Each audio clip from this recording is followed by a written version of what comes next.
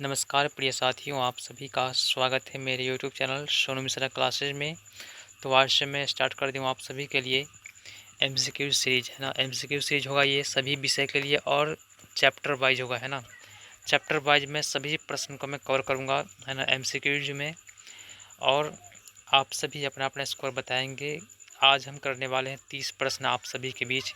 तो इस 30 प्रश्न में आप सभी अपना अपना स्कोर बताएंगे, है ना, कि आप सभी ने कितना प्रश्न को सही किया।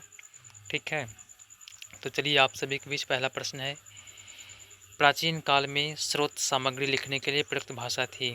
तो इसकी भाषा जो थी वो थी संस्कृत, है ना।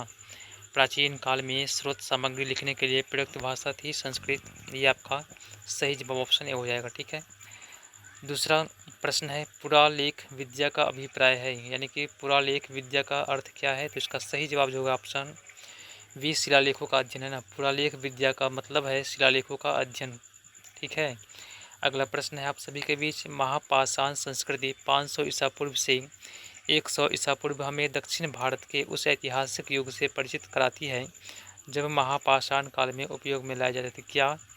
तो इसका सही जवाब जो हो जाएगा ऑप्शन सी, बड़े पत्थरों से घेरी गई समाधियाँ, है ना। बड़े पत्थरों से घेरी गई समाधियाँ यानी कि कब्र, है ना, जो उपयोग में लाए जाते थे महापाषाण काल में। ठीक है, अगला प्रश्न आप सभी के बीच है, मानव द्वारा प्रयुक्त पहली धातु थी। कौन सी धातु है मानव द्वारा प्रयुक्त सबसे पहली? तो वो है ऑप्शन बी कॉपर, है ना। मानव द्वारा सबसे प्रयुक्त की जाने वाली पहली धातु है वो है कॉपर। आपका अगला सवाल है, कालीबंगन किस प्रदेश में स्थित है। तो इसका सही जवाब जो हो जाएगा ऑप्शन डी राजस्थान, यानी कालीबंगन राजस्थान में स्थित है।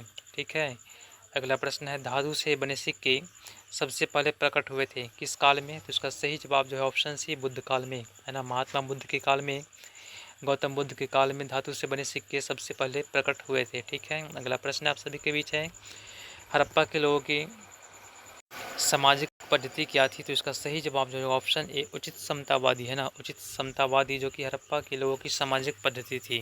अगला प्रश्न आप सभी के बीच है, हड़प्पा की सभ्यता के बारे में कौन सी उक्ति सही नहीं है, उक्ति सही है। तो इसका सही जवाब जो ऑप्शन सी, इन्होंने पशुपति का सम्मान करना आरंभ किया था। ठीक है, अगला प्रश्न है, भारत में खोजा गया सबसे पहला पुराना शहर कौन सा है। तो इसका सही जवाब ऑप्शन ए हड़प्पा, है ना। भारत में सबसे पहले खोजा गया पुराना शहर जो हड़प्पा है।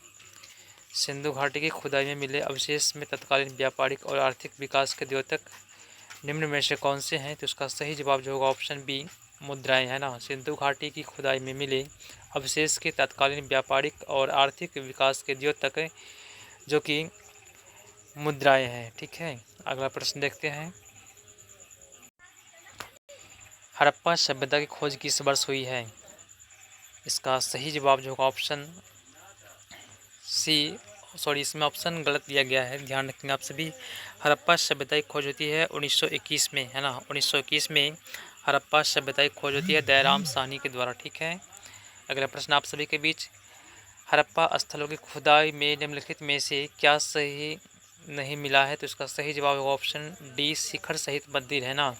हड़प्पा स्थल की खुदाई में शिखर सहित मंदिर नहीं मिला है, बाकी इसमें नालियाँ और कुएं मिले हैं, दुर्ग भी मिले हैं, धान्यागार भी मिले हैं, अन्नागार विशाल स्नानागार ये सब भी मिले हैं। ठीक है ना।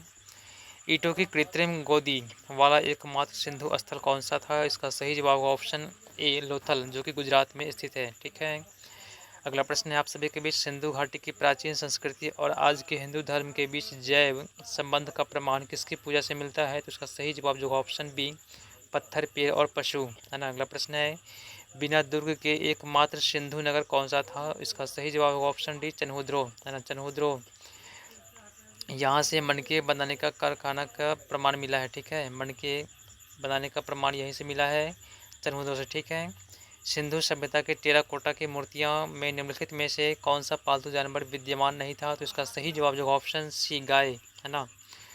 अगला प्रश्न है, सिंधु घाटी सभ्यता की मुख्य विशेषता क्या थी। तो इसका सही जवाब जो होगा ऑप्शन बी व्यवस्थित शहरी जीवन, है ना। व्यवस्थित शहरी जीवन जो कि सिंधु घाटी सभ्यता की मुख्य विशेषता थी। अगला प्रश्न है, लोथल नामक स्थान पर निम्नलिखित सभ्यताओं में से जिसका जहाजी मालघाट था। तो वो है ऑप्शन ए सिंधु घाटी।